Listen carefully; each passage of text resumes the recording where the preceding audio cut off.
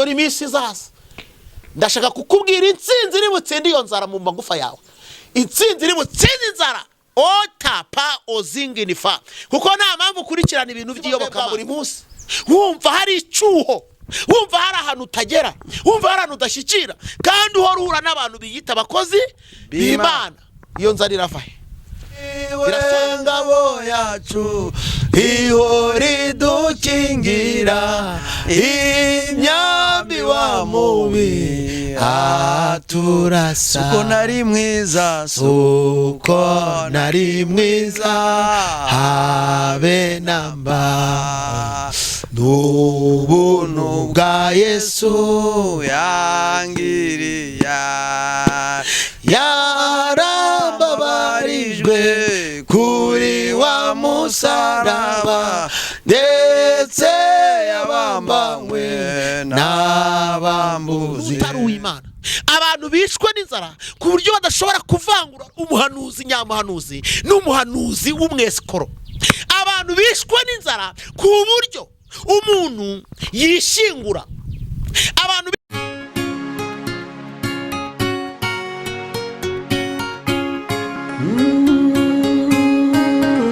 Emana we, Yesu we, ingoma yawe ni amamare.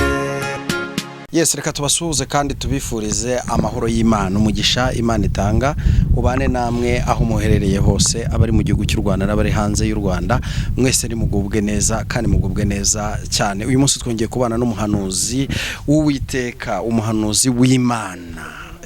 Tumaze iminsi tubana nawe kandi tuzabana nawe cyane cyane. Imana yaramuduhaye, Imana ishimwe. Reka musabe kugira ngo abasuhuze. Suje abakunzi mwese mukunda ijambo ry'Imana, abari kuri Imana Irahari TV, abari kuri Mos TV ndetse n'abandi mwese turabasuhuje. Tubabwira ngo umwami Yesu ari ku ngoma. Tubabwira kandi ngo nimugire umwaka mushya muhire. Mpamvu njya mbwira abantu ngo ni muhire, nuko umwaka ushobora kukubera mushya kubera iminsi, kubera ibyumweru, kubera amezi, ariko ntukubere muhire. Ni Yesu wenyine wantoreye guhirwa mu bwami bwe. Iyo Yesu atagutoreye guhirwa, mumenye yuko umukiza wacu ayasanganira abaziwe.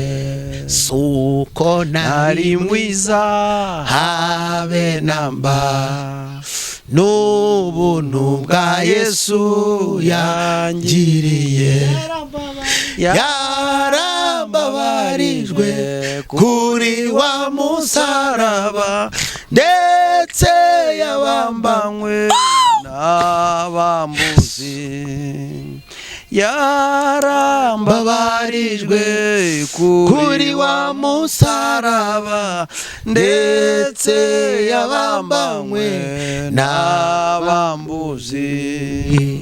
Ubicyo nifuza nukuguma mumukiza wanjye mwihishemo, niwe ngabo yacu ihora idukingira, imyambi wa mubi aturasa.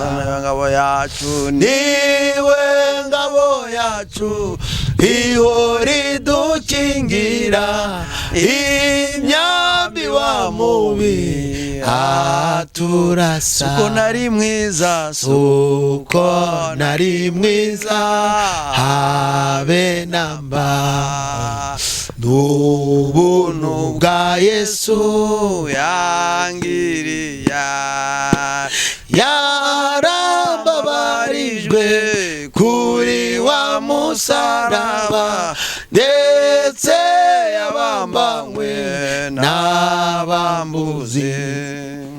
None maso yanjye nawe matwi, nawe munwa wanjye mubiri we, mwese mushimishe uwankuye mu ngoyi ibyaremwe byose tumushime mwese mushimishe uwankuye mu ngoyi n'ibyaremwe byose tumushime. Haleluya, haleluya, haleluya, amina. ingeso wa mubi yanyanduje zashaka kubyuka zirimburu zicepe more nihariwe n'ibya Yesu zashaka kubyuka zirimburu zicepe more nihariwe n'ibya Yesu. Imana irahari, reka tubanze dusenge. Ndumva ninjiye ahandi. Mwami Yesu, haleluya, ndagushimiye ko wera, data mwiza, ndagushimiye ko ukiranuka. Haleluya, haleluya. Uri umwami w'amahoro, ni wewe watubambiwe. Uri umucunguzi wacu, uri Mesiya. Turagushimiye. Hari n'abandi bafite ingeso zababyukanye, hari abandi bafite ibintu byabatatse, ariko tugiye kuganira n'ubwoko bwawe. Ndakwinginze mucunguzi w'ubugingo, manukira kurokora, manukira kubohora, manukira kubaka, manukira kuruhura urushye. Uwari uri mu kaga n'amakuba, uwari uri mu marira, uwari ufite intimba, afite agahinda, oh haleluya, ahure nawe Yesu, ahure debo zaidebo, ahure nawe. Ndakwinginze ahure nawe, acyumvira ijambo, acyumvira isengesho, ukingure umutima, ukingure umutima we, ukingure ubohora ubuzima bwe. Ngushimiye ko wera kandi ukiranuka mu izina rya Yesu, amen. Yego, turishimye. Nitwa Revera Pasteur Moise. Yego, abakunzi bacu tumaze kumenyerana, twababwiye yuko tutazanywe n'ibindi. Yego, nta nibyo turakura hano. Numva banavuga ngo abantu bahabwa impano kuri YouTube. Nta muntu urampa ikintu hano, ntabyo tuzi, ntawe rwose. Ariko numva narakangukiye kuvuga Yesu neza, n'igihe cyanjye nkagikoresha kubera umurimo w'Imana. Ntabwo rero ibyo ari byo biturebaho cyane, turi kureba ku mpamvu ituma twakorana umwete mu gihe dufite tukiri mu isi, tugakorera Imana neza. Imana iduhana umugisha. Amen. Yego, ntabwo turi buze kujya mu kukubaza byinshi, kandi burya ikiganiro kigira agaciro bitewe n'uko twakinjiyemo. Ndagira ngo umwuka wera yatangiranye natwe, niyo mpamvu umwanya uracyari uwawe. Ujye mbere utugezaho icyo Imana yagutumye kutugezaho kuri uyu munsi wa none. Murakoze cyane. Na Pasteur Yeme turamushuhuje, ndi kumureba. Imana imugirire neza. Imana ibaho umugisha. Iyo turi kumwe ngubwa neza, iyo turi kumwe banumva ndi kumwe n'itsinda ry'abantu b'Imana, kandi noneho turifuza ko tuvugira Yesu. Yesu abamuzi n'abatari bamuzi bakamumenya, abamuzi bagasubizwamo imbaraga, tukababwira yuko hakiri 7,000 bitarapfukamira Bayali. Tugiye gusoma ijambo ry'Imana muri Amosi, igitabo cya Amosi. Ntago dutinda rwose. Amosi niho tugiye gusoma kuko niho umwuka yanyoboye ko turi buganire uyu munsi. Ni Amosi, ibice byaho ni 8, umurongo waho wa 11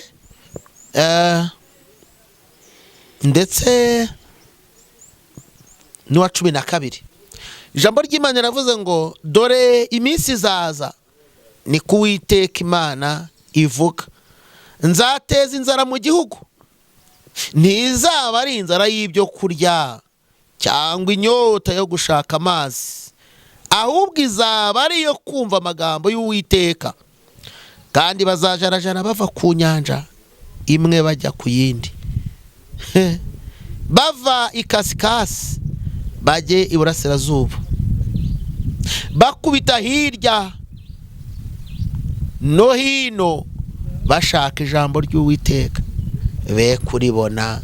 Imana idufashe. Amen. mwakire neza ijambo ry'Imana. Dushimiye Imana. Tugiye kuganira iri jambo bingana n'uko umwuka yampaye.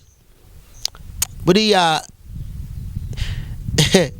twatangiye nyine umwuka avugana natwe kandi n'ubundi agiye gukomeza.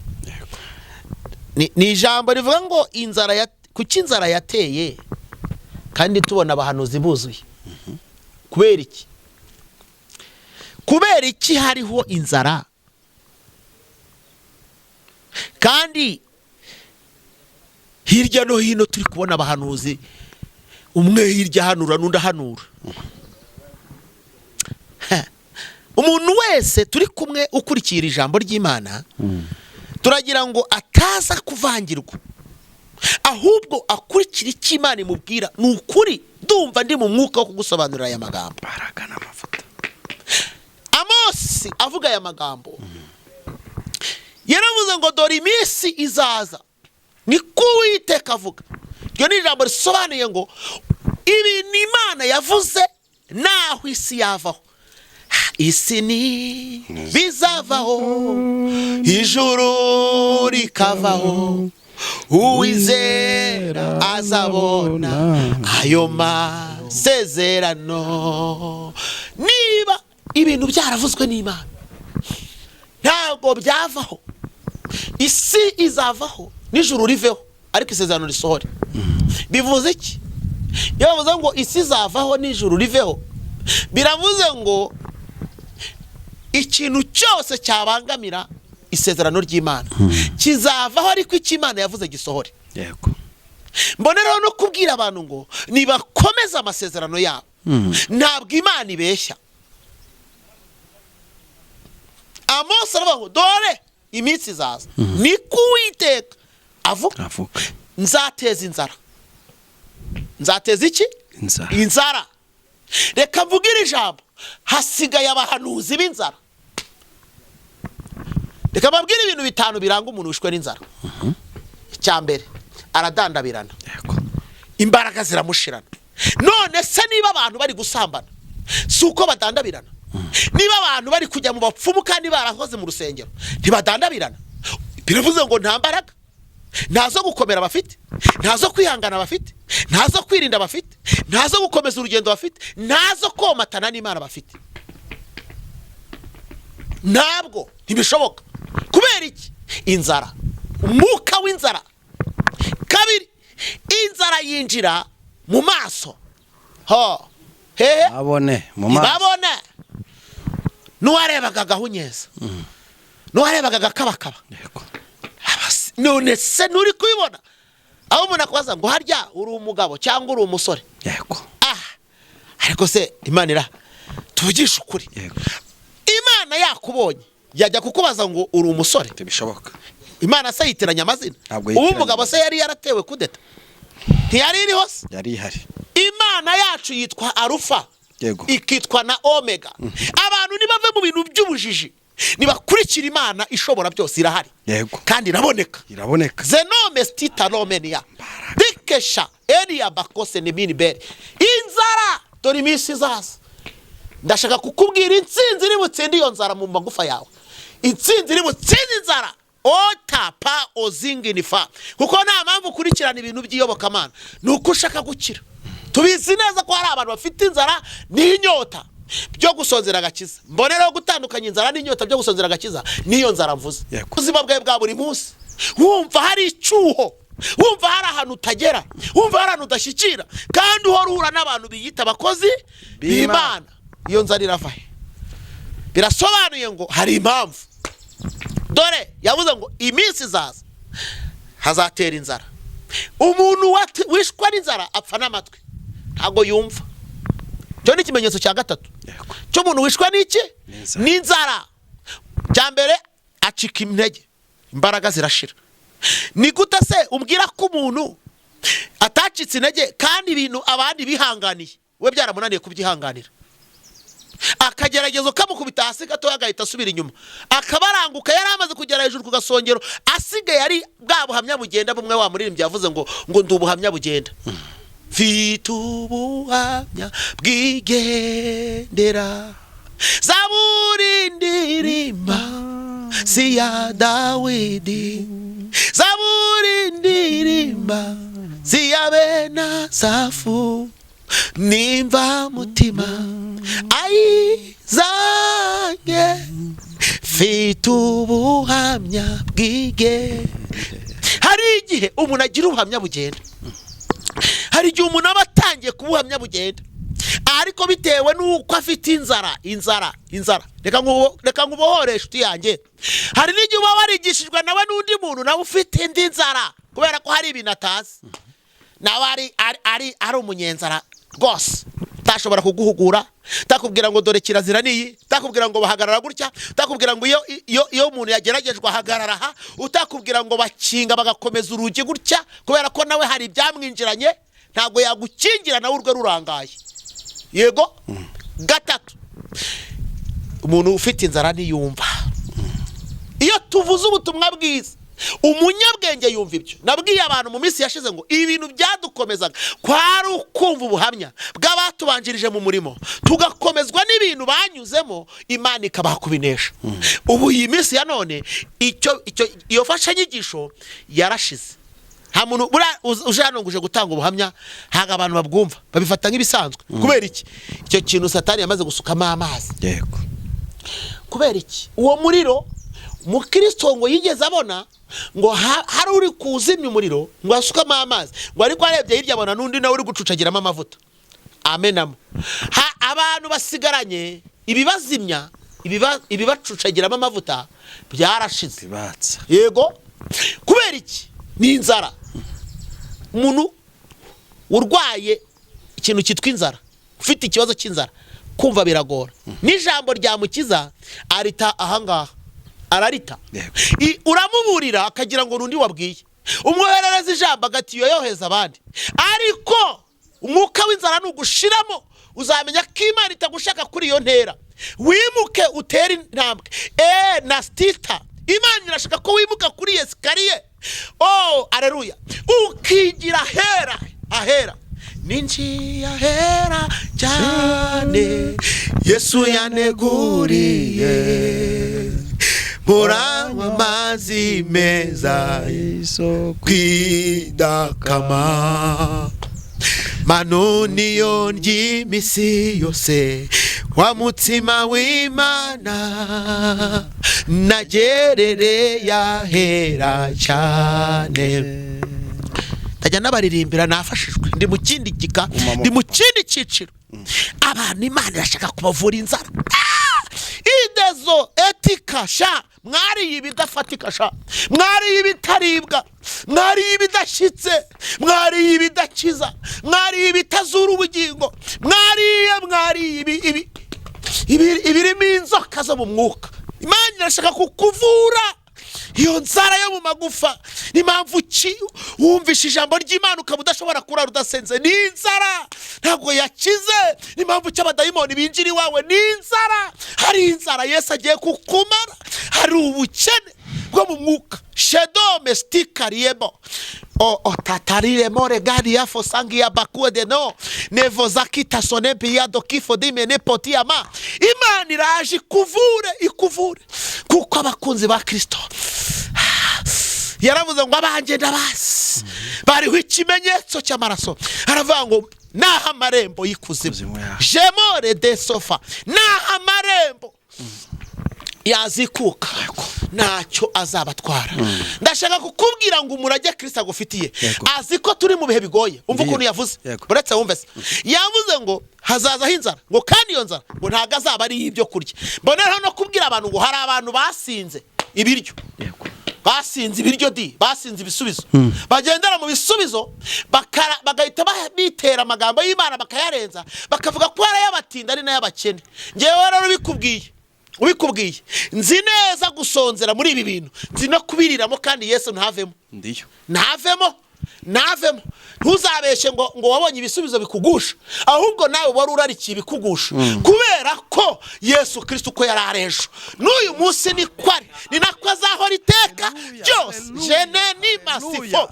Yaravuze ngo ntimuyobe ibyo umuntu abiba nibyo azasarura. Ubibira muri uwo mubiri azasarura kuba ari kubibira mu mwuka.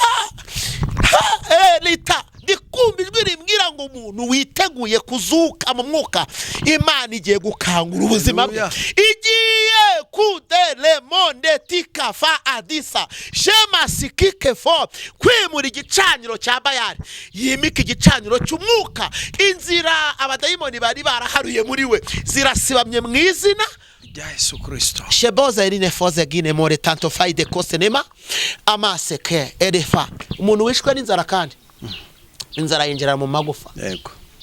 Mu magufa bisobanuye ngo umuntu arakonja ibihe bikamushirana, arakwama yanakumva ubutumwa kumva nibumukoraho, bisaba ngo ijuru ryongere rimusukire bundi bushya. Ariho muri ibyo avuga ngo utuvubira imvura iyo umugisha wawe hahoze hagurujojo tukumuvumbi wawe. Imana iguha umuvumbi, hanyuma yavuze ngo ntabwo azaba ari inzara y'ibyo kurya, azaba ari ijambo ry'Imana. None ntimuri kubona ko abantu bayobewe kuvangura ibintu, abantu bishwa n'inzara ku buryo batamenya n'umuntu w'Imana n'utari uw'Imana, abantu bishwe n'inzara ku buryo badashobora kuvangura umuhanuzi nyamuhanuzi n'umuhanuzi w'umwesikoro, abantu bishwe n'inzara ku buryo umuntu yishingura, abantu bishwe n'inzara ku buryo batakimenya ibizira. Bashaka ngo tubahanurire iby'amahoro, mubwire ko uzashaka abagabo 15 nta kibazo. No, ntabwo ariko Imana ivuga. No, siko Imana ivuga. Imana iravuga ngo umukiranutsi azabeshwaho no kwizera. Umukiranutsi wanjye kandi yaravuze ngo hari ibintu abantu bagomba kwitondera, hari ibyera, hari ibintu abantu bagomba kwitondera. Kuki uri gushaka kugira ngo mubwire yuko ibyo bintu utari bubyitondere kandi ari itegeko ry'Imana? Oya erega tunumvikane nshuti yanjye uri kunkurikira, ntabwo ari ngewe ubitanga, ariko kuki abantu bari kurushaho kubayobya, muragakubwira ngo erega ngibyo bintu ngo Imana iguha umugisha, ngo naje kukwatura umugisha. Ayi pore, araguha umugisha se niwe uwutanga? Masikini wese warawufite, ahubwo yarakwiye kuguhuza n'Imana itanga umugisha. Imana niyo yonyine ifite umugisha wawe. Ayiwe ngo yo yimanya amazi rero arakama ngo ariko yanayatanga disi ngo akubika isi. Ni ijambo rivuze ngo ntibagushuke ngo bakuyobye. Hari igihe umuntu avuga ngo ubwo nabirangije ngo naguhesheje umugisha. None se arabona kukubwira yuko ufite ikintu cyatumye Imana ikwima umugisha? Reka nkubwire, Imana aravuze ngo gukiranuka k'umukiranutsi kuzaba kuri we, ariko n'ibyaha by'umunyabyaha bizaba kuri we. Hanyuma rero niba wahuye n'umutambyi, ngwino nkubwire ngo Imana ikweze, hanyuma ngusabire umugisha urebe ko udafata. Ariko nuzaka kugira ngo ninze ngo nembarembyeho ibiganza, nishaka nzashyiraho n'ibirenge, ntabwo bizafata, kuko si ngewe uguha. Ndi umutambyi watura umugisha, ariko ndi umuhesha w'umugisha, ariko si nge utanga, si nge utanga umugisha. Mwijuru hari Imana, mwijuru hari Imana. Hazaba inzara, bega inzara ukuntu iteye abantu, bega inzara ishigaye tuma abantu baryama batanasenze, bega inzara ituma abantu banashora imishinga batabajije Imana, bega inzara iri gutuma abantu bibagirwa Imana, bega inzara iri gutuma abantu bitiranya, bega inzara. Kare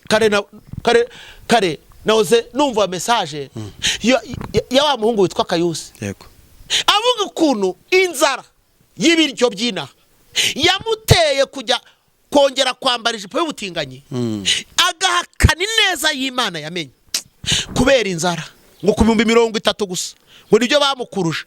Uramenye ntibagukurure di, akazi kagutera iyo nzara katuma utagakiza. Umuntu yagusambanya agushukishije ibintu by'akanya gato. Reka nkubwire, mu bintu byatumye Esawu arira amarira adahora, nukubera gufata umugabane cyangwa se umurage w'umwana w'ifura akawugurana igaburo ry'umwanya muto, igaburo ry'umunsi umwe. Iryo gaburo iryo gaburo ntirigutandukanye n'Imana. Igaburo ni gute umuntu mugendana akatuma wibagirwa Imana, ni gute umuntu mubana agatuma uhemukira Imana ariyo yakurokoye akagana amakuba. Imana mwaragendanye ikakubeshaho, Imana yaragukuye mu kaga, Imana yaragukingiye impfu zikomeye, Imana yarakubatse, Imana yagukijije indwara, Imana yaragukijije abagome n'abambuzi, Imana yarahagaze ku buzima bwawe. Imana ntikababare ntigahemukirwe uhari. Jya wubaha Imana. Enesika daba ane wo ezikosi shema nifo wo olehe. Ibyo yaguha byose nta kingana n'amagara yawe Imana yahagazeho, nta kingana n'umuremyi wawe, nta kingana. Ariko twebwe iwacu ni mu ijuru, niho dutegereza umukiza ko azava. Mbese ujya wibuka ko mu isi turi nk'abagenzi, turashaka kwitahira iwacu kuruhuka. Niyo mpamvu ntarambirwa gutegereza umwami, nubwo umuntu w'inyuma arushaho kubabazwa, ariko umuntu w'imbere arushaho gukomera. Ngakomeza urugendo mfite ibyiringiro, ngasiganwa ariko si mutaziyongera, ndatera n'ibipfuza ariko si musha. Shaka gusingira icyo Kristo yafatiye, ubwo azampamagara ahagaze ku bicu. Iwa ni heza, ni heza, dukumbure kuzabayo. Iwacu ni heza. One nemasika eni beri shandi waziyamene. Imana irashaka gukiza inzara abantu bayo, ikababohora, ikabakura mu mayira abiri, ikabaha imbaraga, ikabaha ubuzima. Nimwongera gukumbura ibihe byo mu mwuka, ibihe byo mu Mana, ibihe byo gushaka Imana. Imana iragushaka. Nazantoke nesilila alekia la sinima apia sefa ifaide irika ebo etita. Nikumbi mbwira ngo abantu nibakanguke bave mu bidafite umumaro, kuko Uwiteka agiye kurwanirira abakunzi be. Nasekose via dazibirias.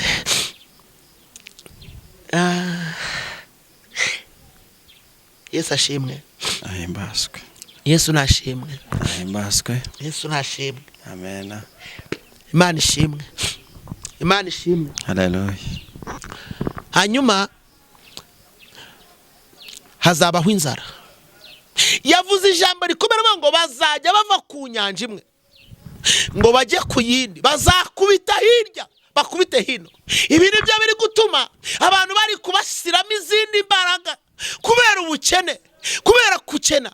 Imana yaravuze ngo nabaza ndagutabara, nkwereka ibintu bikomeye biruhije utamenya. Iryo ni ijambo rivuze ngo uwomatanye n'Imana, uwagumanye na Kristo jenistenome azamutabara. Ntabwo ari iyo impamvu uri gukubita hirya no hino, impamvu bari kugusigasiga, impamvu bari kugusukamo izo mbaraga, nuko wakubise hirya no hino n'ubukene. Ntabwo wahuye na Kristo, ntabwo wahuye na Kristo ngo akumurikire, ngo akubakemo imbaraga, ngo akubakemo ibihe, ngo akangure eze dova kita. Bakwizeza n'ibyo badafite, bakubwira ko bazagukorera ibitangaza, bazanagusengera ntibanagusengere, ukabaha n'amafaranga yawe, barangiza ntibagusengere, barangiza bakakuvaho bakagucira. Reka nkubwire abantu ba none aburi guhura nabo niba abandi bakanja ibyo wabahaye byashira mu kanwa bakakujugunya hari, nk'uko umuntu arya igisheke cyashira mu buryohe akajugunya igikongorerwa hariya. Naje kukubwira ngo muri wowe harimo imbaraga, muri wowe harimo ubuzima. Kangura izo mbaraga, kangura usenga yo gukesha, kanguka usenge, kanguka ube maso, kanguka ukorera Imana, kanguka wumva ijwi rigukangura, kanguka Kristo akumurikire, kanguka uzuke, kanguka uzuke, Kristo akumurikire, kanguka. Demestiva rebasi oya wikwirwe wereba telefone nishaka imeneke. Yesu azambindi ntacyo bintwaye. idejano kediriberi antoria fosamo nikedove bazi kidefonia Yesu azampindi nta kibazo. Kanguka muve mu bintu byo gucishiranya, muvemo. Nkundi wagusengeye agucira akubwira ngo urampaya, uwo ni umuntu w'Imana. Wakubwiye ngo arakugezayo ko yagutaye nzira yakugejeje kwa Yesu. Wakubwiye ngo ni umushumba wawe kujya atakubwiye ikizira, kujya atakubwiye na kirazira zo mu mwuka. Reka nkubaze, ni ubuhe bwami wabonye butagira amategeko? Ni ubuhe bwami wabonye butagira kirazira?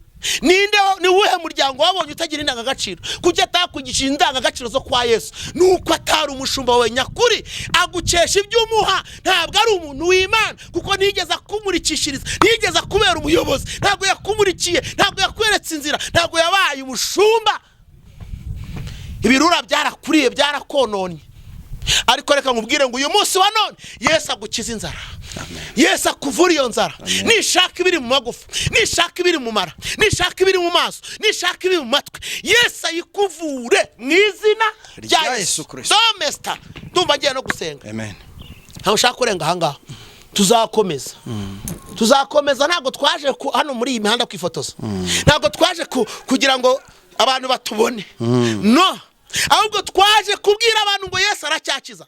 Twaje kubwira abantu ngo mu ijuru biracyashoboka. Twaje kubwira abantu ngo mu ijuru riracyafite abakozi. Twaje kubwira abantu ngo kugenda mu ijuru birashoboka. Kwera no gukiranuka biracyashoboka. Kuvuga ukuri biracyashoboka. Kuganira no kubwira abantu iby'ijuru, kubahora no gukiza biracyashoboka. Gusenga, guhindura kuracyahari. Imana ikora imirimo n'ibitangaza. Shobeza no festasone ne petaye neko ivaze koti sanome pe ne faidego ideza note edmenike nista ari odikasi edefa nisteta. Imana yiteguye, niko bimbwira ngo Imana yiteguye gukiza abantu nibemera gutega amaboko ngo agiye kuruhura. Ndikumva bimbwira ngo hari abarushye, Yesu agiye kuruhura muri iki gihe. Imana ishimwe. Imana ishimwe. Ndashaka ngo dusenge. Umuntu wese wumvise ijambo ry'Imana ace bugufi mu mutima. Umuntu wese wumvise ijambo ry'Imana abohoke, abwira Imana ngo ngize inzara. Birashoboka ko bira bintu byose utabifite. Bazajarajara disi ngo bajye hirya bajye hino, bajye hirya bajye hino. Uziko avana akavuga ati hari niho igitangaza kiri gukorekera. Aturiya warasenga karebaho, aturiya uhava birangiye. Ati yahanuye ntago birara. Reka nkubwire, ahanure birare cyangwa ntibirare, ntabwo ari cyo kivuga yuko ari kukujyana mu ijuru. Ntabwo ari cyo kizagukiza inzara. Kizakubwira yuko wakiza inzara nuko nawe uzahabwa zambaraga. Ubu ukuntu yavuze mu byakozwe n'intumwa 8 yaravuze ngo icyakora muzahabwa imbaraga umwuka wera nabamanukira, muzaba abagabo nyabagabo bakumamya Yerusalemu, Iyudaya, Isamariya no kugeza kumera. Ni ijambo rivuze ngo Yerusalemu ni mu bantu bakomeye. Yego? Iyudaya ni mu banyedini. Isamariya ni mu banyamahanga batakijijwe. Yego. Hirya iyo ngiyo kumera y'isi ni abantu batakureba. Abantu batagize gute? Batakureba. Iyo wakiza inzara ugira imbaraga zo guhamya Imana mu bakomeye, mu bitwa abanyedini ntuse nabo, kuko idini si ikintu. Gatatu, iyo wamenye Imana ugira imbaraga zo guhamya Yesu naho abantu batareba. Imana idufashe. Mu banyamahanga batazi Imana urayihamya. Inzara iyo yashize ntabwo ugushwa n'ikibonetse cyose. Kikubwira ko wakiza inzara umenya kuvangura ibyera n'ibitera, umenya uko iyoberanyijeho n'utakwiyoberanyijeho. Ariko impamvu wowe ho abo wahuye nabo baraguhemukiye. Reka nkubwire ngo Yesu akumara inzara none agukore ku maso. Dusenga n'Imana, twinginga Imana ibane natwe. Ndumva shaka gusenga kandi risengesho rigufateho.